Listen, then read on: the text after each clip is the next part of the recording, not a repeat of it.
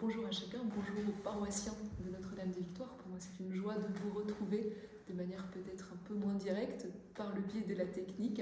Mais sœur Marie-Clotilde est là dans la salle et vous représente. Et donc voilà, on est là pour contempler ensemble le mystère de la vie consacrée. Alors je vous propose de le faire d'abord à partir du baptême, parce qu'en fait c'est la grâce du baptême qui nous introduit dans la vie consacrée, puisque le baptême nous consacre. À travers le baptême, nous sommes plongés dans la mort et la résurrection de Jésus. Nous sommes bénéficiaires du salut. Et la question que nous pose au fond la consécration baptismale, c'est comment est-ce qu'on se configure à cette grâce de salut. Être baptisé est une grâce immense. Qu'est-ce qu'on en fait? Comment est-ce qu'on vit au quotidien de ce salut? Et cette grâce du salut, elle est appelée à grandir dans notre cœur. Et c'est cette croissance qui fait de nous des êtres consacrés. Alors il est vrai que habituellement, la vie consacrée, on l'identifie à la vie religieuse, à la consécration sacerdotale vécue par des prêtres, par des évêques. Elle est souvent associée, et habituellement d'ailleurs associée à un célibat pour le royaume. Ce que dit le célibat pour le royaume, c'est précisément la façon dont des personnes choisissent de suivre le Christ en mourant à eux-mêmes, en mourant au fait de pouvoir se marier, au fait de donner la vie charnellement. Précisément, s'ils peuvent le faire, c'est parce que la vie du ressuscité les rejoint et leur permet de vivre cela en étant enracinés dans le royaume de Dieu et donc à travers une joie très profonde. Et donc cette vie-là signifie au fond ce que tout chrétien, tout homme est appelé à vivre dans le royaume.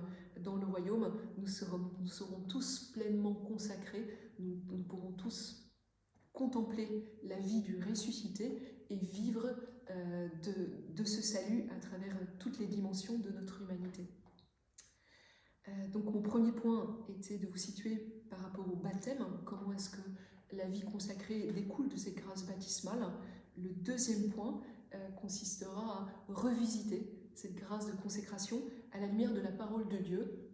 Ta parole est vérité. Jésus dit à son Père, consacre-les dans la vérité. Comment est-ce que l'écoute de la parole de Dieu, à travers l'écriture, à travers la tradition, nous donne d'entrer de plus en plus dans cette grâce de consécration.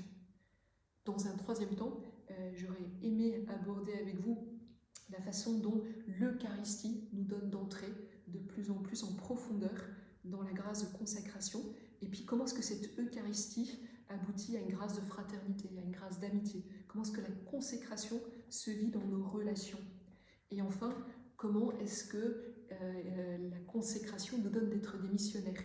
Il n'y a pas de consécration qui ne soit en même temps l'annonce d'une bonne nouvelle, celle du salut accordé au monde entier. Voilà, donc là je passe à mon deuxième point, et pour ce faire, je vous propose de prendre l'Évangile selon saint Matthieu, au chapitre 5. Donc Jésus s'adresse à ses disciples, à la foule. Il est en Galilée, donc il a été baptisé, ensuite il a été conduit au désert. Vous connaissez ce récit de la tentation au désert. Et ensuite, il retourne en Galilée, où il choisit ses premiers disciples et il commence à annoncer le royaume de Dieu.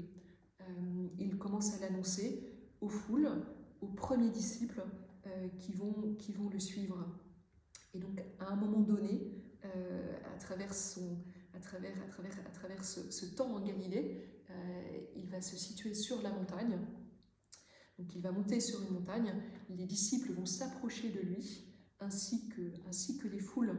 Alors ce texte de Matthieu 5, on le met souvent en parallèle avec Exode 20 ou Deutéronome 5, donc le don de la loi par la médiation de Moïse au peuple d'Israël.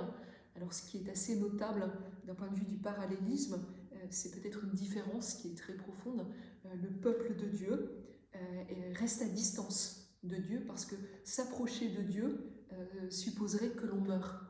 Or là, le mystère de l'incarnation nous montre un Dieu qui se fait proche. Jésus se fait proche de ses disciples, il se fait proche de la foule, et c'est une des raisons pour laquelle, à mon sens, il commence son enseignement par « heureux ». Dieu se fait proche, Dieu s'unit à notre humanité, et c'est la raison la plus profonde pour laquelle il nous est donné d'être heureux ici et maintenant. Alors c'est pas simplement heureux les disciples qui l'entourent, heureux les foules qui le voient, c'est nous aujourd'hui qui écoutons cette parole de Dieu. Il y a une grâce qui nous est faite par le biais de notre baptême, c'est que nous sommes configurés à la personne du Christ, à sa mort et à sa résurrection. Le salut, il nous est donné. Et donc, cette grâce-là, elle nous est accessible, quelles que soient les conditions dans lesquelles nous sommes. Alors, on sait aujourd'hui à quel point les conditions actuelles ne sont pas du tout évidentes, l'aspect du confinement, l'aspect de la maladie, du virus, les incertitudes, à la fois sociétales et économiques, les péripéties politiques, etc., nous mettent peut-être face à un questionnement existentiel très profond. On pourrait peut-être se poser la question dans ce contexte-là, mais au fond, sur quoi repose ma vie ? Au fond, sur quoi repose ma vie ? Et si l'on se situe ainsi au rythme de l'Écriture sainte, face à Jésus, face au Verbe fait chair, à ce salut qui touche tout homme et qui touche toute l'humanité, et si on entre dans cette contemplation, on peut découvrir à quel point c'est ce salut qui fonde notre existence. Et c'est le motif pour lequel le chrétien peut être un homme heureux. Le chrétien est appelé à être un homme heureux. Heureux les pauvres en esprit, car le royaume des cieux est à eux. Le royaume des cieux est à eux, c'est un don qui nous est fait au présent. Alors qu'est-ce que ça veut dire ? Que veut dire être pauvre en esprit ? Au fond, c'est assez simple. Le pauvre en esprit, c'est celui qui reconnaît que tout ce qui lui est donné vient de Dieu. Tout ce qui vous entoure, ici et maintenant, est un don qui vous vient de Dieu. Alors ça, c'est un motif, évidemment, de béatitude encore plus grande. Au fond, nous sommes infiniment redevables à notre Créateur qui nous donne la vie, ici et maintenant. Vous ne seriez pas là, en train de m'écouter, si vous ne receviez pas la vie, ici et maintenant. Donc au fond, c'est un don immense. Le toit sous lequel vous êtes, c'est aussi un don, alors qui passe peut-être par des médiations humaines, mais c'est un don. Le fait d'être en relation, ce sont autant de dons qui vous sont faits ici et maintenant. Alors être pauvre en esprit, c'est être disponible pour recevoir toute chose comme un don. Quand on reçoit toute chose comme un don, eh bien, on découvre fondamentalement ce qu'est le royaume des cieux. Le royaume des cieux, vous savez, il n'est pas forcément loin, il ne se situe pas simplement après notre mort. On peut le situer peut-être au ciel, mais Jésus nous dit, il est tout proche de vous. Il va même jusqu'à nous dire, il est au-dedans de vous. Alors qu'est-ce que ça veut dire ? Le royaume des cieux est au-dedans de vous. Le royaume des cieux, c'est le royaume, ça veut dire que ce sont les réalités qui nous entourent, en tant que nous les recevons de Dieu. Si effectivement, tout ce qui nous entoure, on le reçoit de Dieu, eh bien à ce moment-là, le royaume des cieux est à nous. On a tendance dans notre quotidien à nous centrer toujours sur nous-mêmes. Ça veut dire qu'on se situe au principe et à la fin de toute chose. On situe nos besoins, nos envies, nos nécessités comme étant au principe de toute chose. La Bible nous amène à faire une conversion qui est radicale. Le premier mot de la Bible, c'est « au commencement Dieu ». Au commencement Dieu. Ça veut dire que la première chose qu'on est amené à faire pour écouter la parole de Dieu, c'est de se tourner vers notre Créateur et notre Seigneur et apprendre à tout recevoir de lui. C'est dans cette attitude-là qu'on découvre à quel point il est source de vie pour nous et donc source de bonheur pour nous. Donc tout recevoir de Dieu, c'est être pauvre en esprit et c'est apprendre à découvrir que le royaume humain qui nous entoure, au fond, contient un énorme secret qui est le royaume des cieux. Dieu est au principe de toute chose. Alors, si on reçoit ainsi tout ce qui nous entoure en termes de dons de Dieu, il ne faut pas s'étonner que ce n'est pas si simple. Et donc, c'est ce qui nous permet d'entrer dans la deuxième béatitude, qui est « Heureux les doux, car ils posséderont la terre ». Heureux les doux, car ils posséderont la terre. Et la troisième béatitude dit à quel point le fait de posséder la terre peut être marqué par des difficultés. Heureux les affligés car ils seront consolés. Donc, si nous recevons le royaume des cieux de Dieu, eh bien on le reçoit en termes de grâce qui nous est faite. Et donc nous entrons dans une attitude de douceur. Il y a des figures de saints qui ont été très marquées par ces douceurs. On peut penser par exemple à Saint François d'Assise. Et on voit à quel point le rapport à la terre, le rapport à la création était un rapport très familier. Il y avait une intimité, une fraternité avec les créatures. Il allait jusqu'à parler de la sœur l'eau, etc., etc.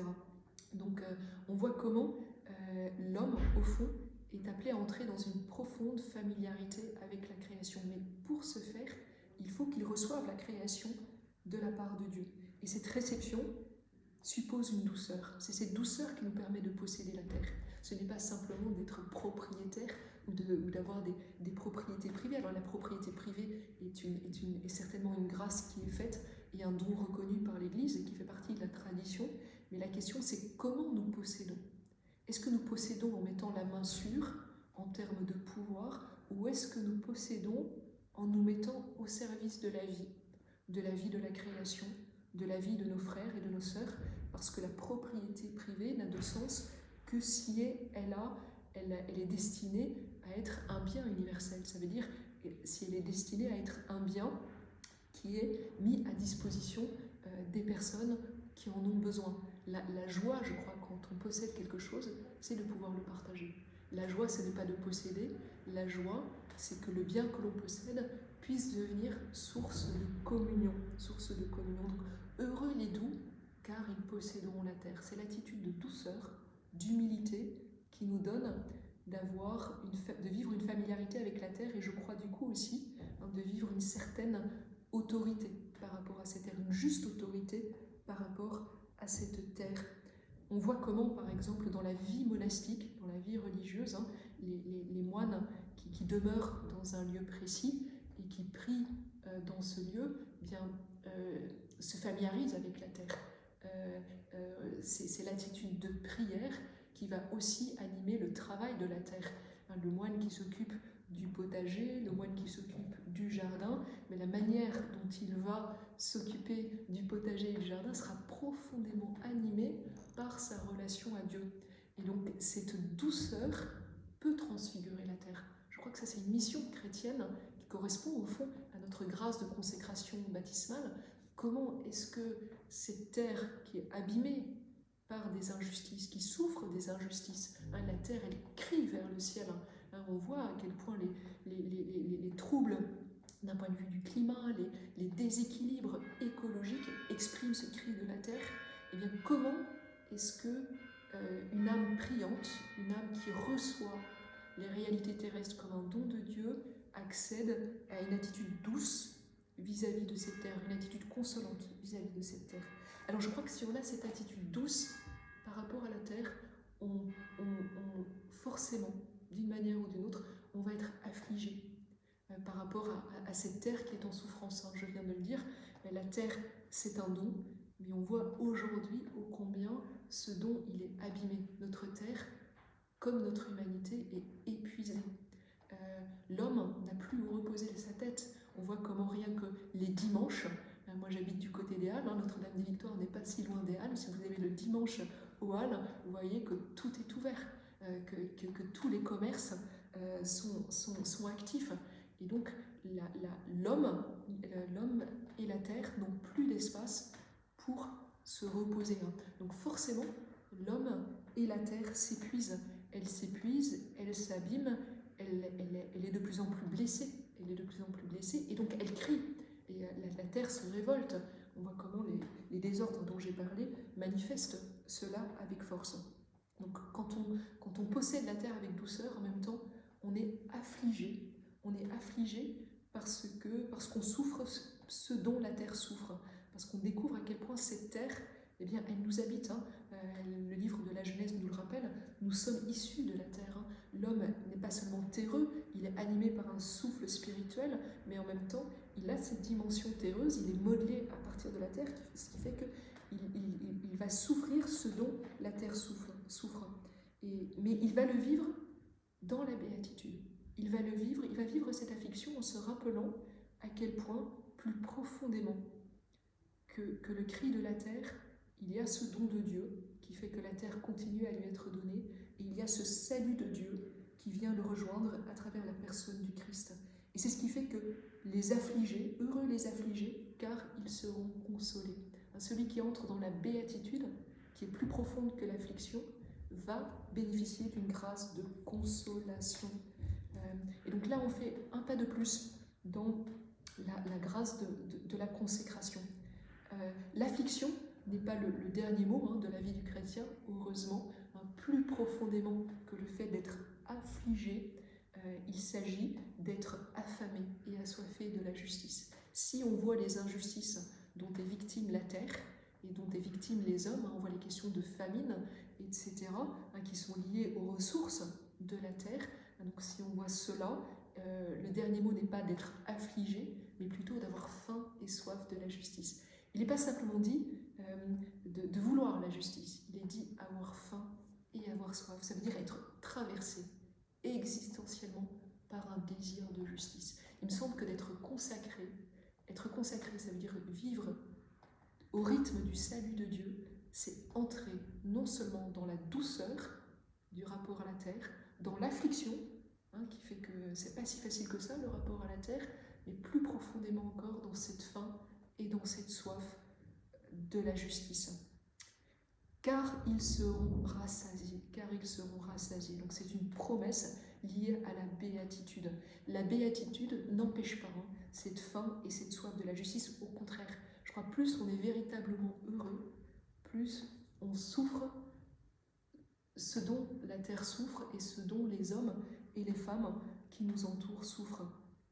Alors, la faim et la soif de justice n'est pas le dernier mot des béatitudes, vous le savez bien. Je crois que vous connaissez la prochaine béatitude qui nous fait faire un pas de plus. Heureux les miséricordieux. Donc, plus que d'avoir faim et d'avoir soif de la justice, que veut dire être miséricordieux? Être miséricordieux, c'est s'accorder à l'amour de Dieu plus profondément que l'injustice.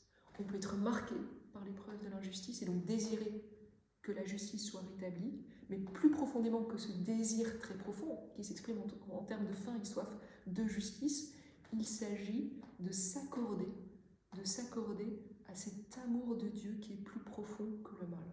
C'est ça, être miséricordieux. Être miséricordieux, c'est d'avoir un cœur qui souffre la misère de la terre, qui souffre la misère des peuples, qui souffre la misère de l'humanité. Si on est prêt à le souffrir, c'est parce que on aime plus profondément.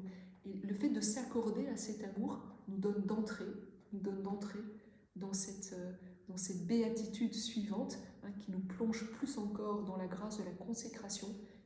Et donc la béatitude suivante, c'est « Heureux les cœurs purs ». Si on se laisse transpercer par l'amour de Dieu, plus profondément que l'injustice, plus profondément que le mal, il s'agit d'être non seulement transpercé, mais de se conformer perpétuellement à cet amour de Dieu. Si on se conforme perpétuellement à cet amour de Dieu, eh bien notre cœur, il va être traversé par cet amour. Un cœur pur, c'est pas du tout un cœur naïf. Un cœur pur, c'est un cœur qui a un grand réalisme grâce au fait qu'il voit les réalités qui les entourent à la lumière d'une grande profondeur qui est l'amour de Dieu qui est au principe. Voilà, c'est ça les cœurs purs. Donc heureux les cœurs purs car ils verront Dieu. La vision de Dieu, évidemment elle nous est promise à la fin des temps, certes, on peut l'espérer après notre mort, mais ce qui est surtout important, c'est qu'elle nous est donnée ici et maintenant. Cette vision de Dieu, c'est où est-ce que je peux contempler le bien? Où est-ce que l'amour est présent?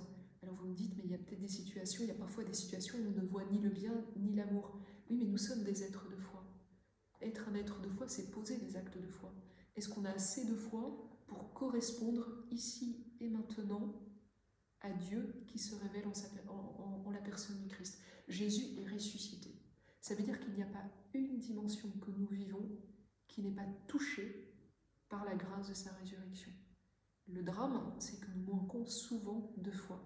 C'est ce que Jésus nous dit. Quand je reviendrai, est-ce que je trouverai un peu de foi? Est-ce qu'il y aura de la foi sur la terre? Donc la foi Nous disons que nous sommes croyants parce qu'on va à la messe, parce qu'on vient à Notre-Dame des Victoires, parce qu'on allume des cierges, et cela est très bon. Mais est-ce que, ce faisant, on pose un véritable acte de foi par rapport à la situation dans laquelle nous vivons, qui est difficile et pour laquelle nous venons prier? Alors nous venons prier, ça veut dire que nous posons un acte de foi. Donc cet acte de foi consiste à dire, mais Seigneur, je sais que tu vas m'éclairer.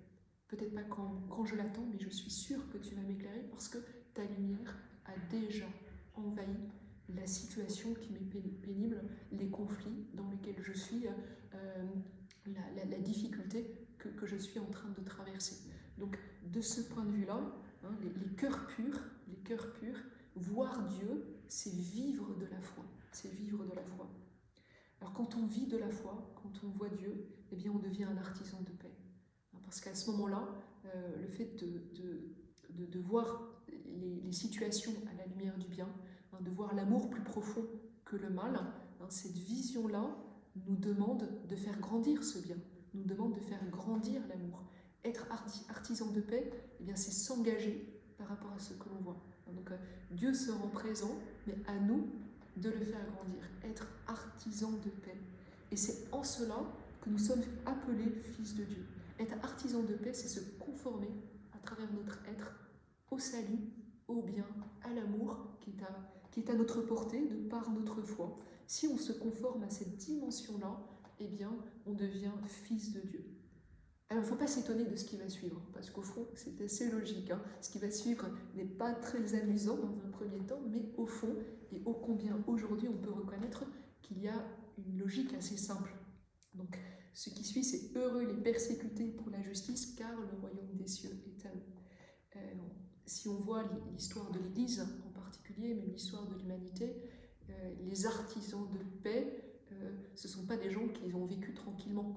Hein, ce ne sont pas des gens qui ont été privés d'ennui, etc. Plus on est artisan de paix, plus on se conforme au bien que le Seigneur nous donne de voir, à l'amour de Dieu, plus cette conformation, cette conformité, cette manière de se configurer au Christ est révélateur et va faire apparaître la contradiction dans les cœurs.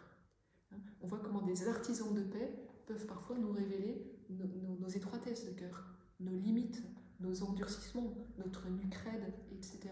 Alors face à cette révélation, il y a deux attitudes possibles. Soit on se convertit, soit on s'endurcit encore plus. Et si on s'endurcit encore plus, voilà, forcément, pour les artisans de paix, ça va être une persécution. Hein, mais alors la persécution n'est certainement pas le dernier mot, hein, puisque c'est heureux les persécutés pour la justice, car le royaume des cieux est eux.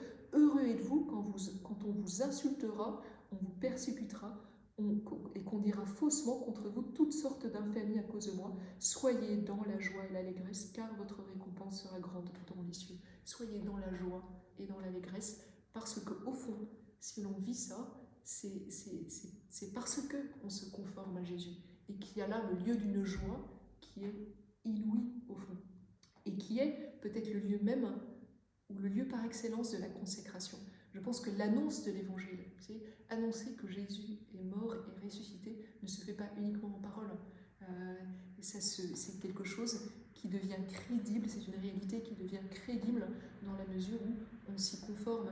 Et donc quand on voit des personnes donner leur vie avec tout ce que cela veut dire comme contradiction aussi à porter, hein, lorsqu'on est artisan de paix, eh bien ces vies-là nous annoncent quelque chose de très fort d'un point de vue de notre foi. Ils nous rendent présents au Christ, et ils nous rendent le Christ présent. D'une certaine manière, ils mettent Dieu au monde dans leur façon d'agir.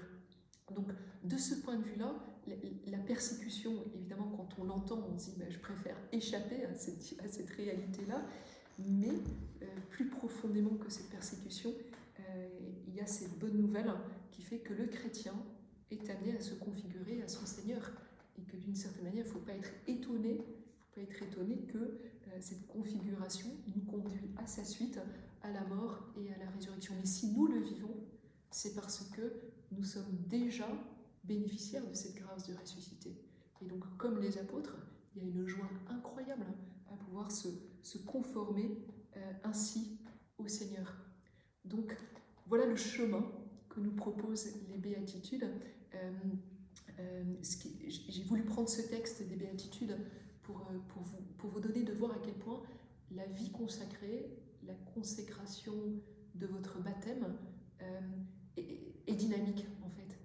Les béatitudes, chaque béatitude nous donne d'entrer plus profondément dans cette relation à Jésus, dans ce rapport au salut, et que donc, voilà, c'est jamais fini. Hein, dans chaque situation, vous pouvez entrer plus profondément dans chacune des béatitudes. Mais ça veut dire aussi entrer plus profondément dans cette béatitude qui nous est promise, et dans cette joie, dans cette allégresse qui n'a pas de raison d'être sinon à cause de Jésus.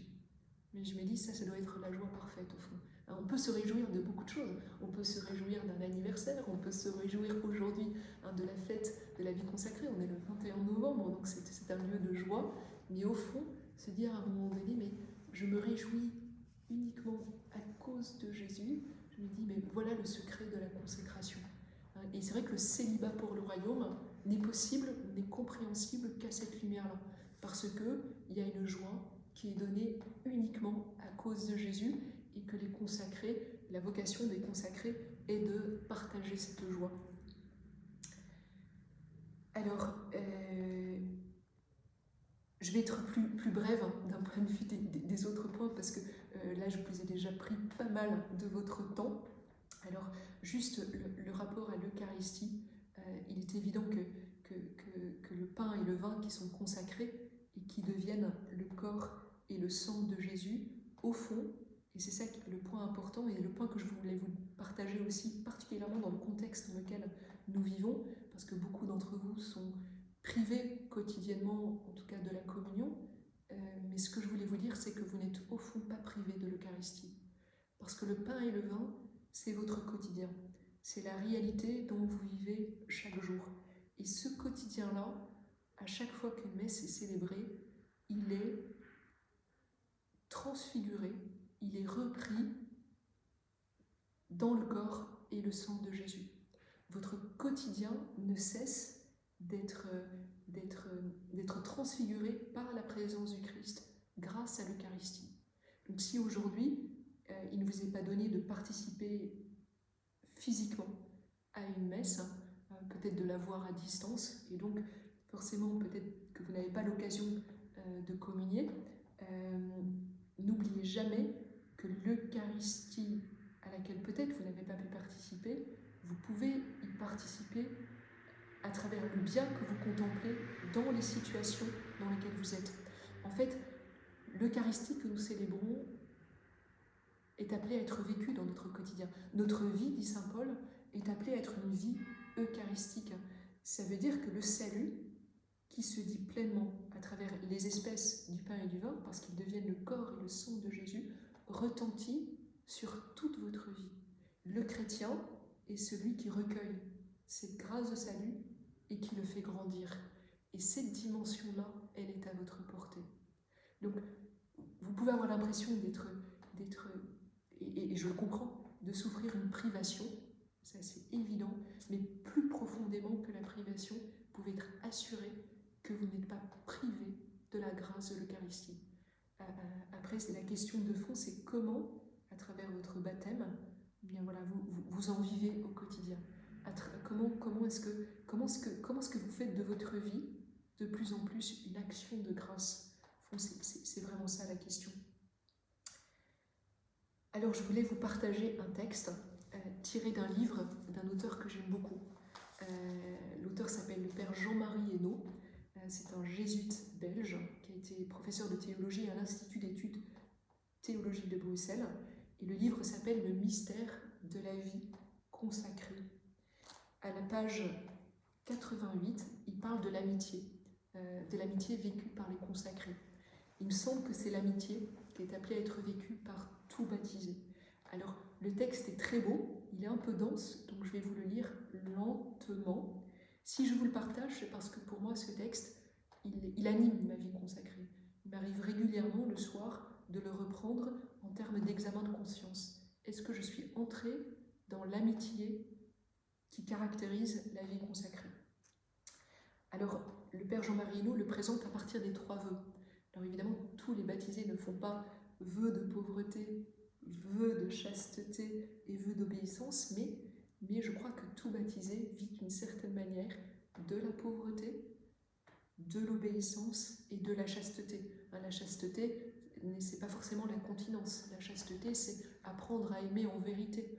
La pauvreté, c'est comme on l'a vu, c'est apprendre à recevoir ce qui nous est donné vraiment comme un don. Au fond, c'est ça la pauvreté. L'obéissance, eh bien voilà, quand on vit comme chrétien à la suite de Jésus, on s'inscrit dans l'obéissance à Jésus, à son Père, à l'Esprit Saint, donc à Dieu, et puis cette obéissance se vit plus concrètement à travers ce que l'Église nous propose de vivre concrètement. Alors celui qui a compris que son vœu de pauvreté l'envoie aux pauvres pour qu'ils se reconnaissent en lui, que son vœu de chasteté l'envoie aux sans-amour pour qu'ils découvrent l'amour, que son vœu d'obéissance l'envoie aux humiliés, celui-là comprend vite qu'il n'est pas vraiment pauvre, ni chaste, ni obéissant. Il est renvoyé à la contemplation du Christ en lui-même, mais aussi dans les siens. Il comprend, donc ça c'est un point important, il comprend qu'il a besoin des pauvres pour devenir pauvre, des inutiles pour devenir chastes, et de ceux qui doivent obéir à tous et à tout pour devenir obéissants. Il réalise qu'il ne pourra transfigurer par sa consécration misère, manque, humiliation que s'il découvre la grâce, l'humble gloire du crucifié dans tous ceux qui souffrent, qui manquent, qui ploient. Il est mûr alors pour l'amitié vraie, celle qui reçoit plus qu'elle n'apporte. Il entre enfin dans la vraie pauvreté. Voilà, alors je voulais vous partager ce texte parce qu'en fait, il nous demande de faire d'entrer dans une véritable conversion. Parfois, quand on découvre la grâce d'être chrétien, la grâce d'être consacré, on a l'impression d'être porteur de vérité, et c'est pas faux, parce qu'on se conforme d'une certaine manière à la vie de Jésus. Mais ce qu'il faut jamais oublier, c'est que Jésus se donne à travers les humiliés, à travers les pauvres, à travers les inutiles, et que au fond, c'est à travers eux qu'on apprend réellement à être chrétien. La bonne nouvelle, elle n'est pas d'abord à l'intérieur de nous-mêmes, c'est pas nous qui la possédons pour aller l'apporter aux autres, elle est présente dans le cœur de celui qui a faim, dans le cœur de celui qui a soif, dans le cœur de celui qui est dans la misère. Et cette dynamique de conversion, c'est peut-être cela, la véritable consécration. Ce dimanche, on va être amené à méditer sur le jugement dernier en Saint Matthieu, donc le chapitre 25, où Jésus dira « Ce que tu as fait au plus petit d'entre les miens, c'est à moi que tu l'as fait. » Voilà, comment est-ce que, à travers les petits, comment ce sont les petits qui nous donnent de découvrir Jésus? Je me dis souvent, mais j'ai la grâce d'être consacrée, et pourtant, quand je vois mon petit frère qui est trisomique, quand j'allais visiter mes parents malades, je me dis ô combien ce qu'ils devaient vivre en termes de pauvreté, obéissance, chasteté, était pour moi le lieu d'une véritable école.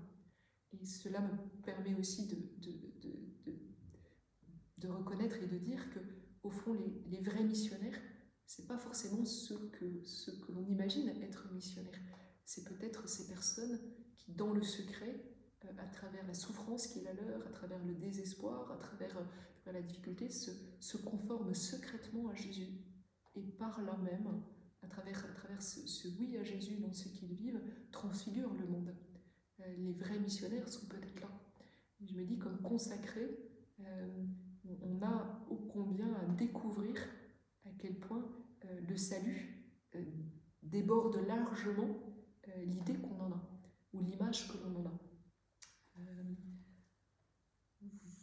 Voilà ce que je voulais vous partager au niveau de la mission, au niveau de la fraternité, au niveau aussi de la contemplation. Vous l'aurez bien compris, il n'y a pas de mission sans contemplation, il n'y a pas de contemplation sans mission.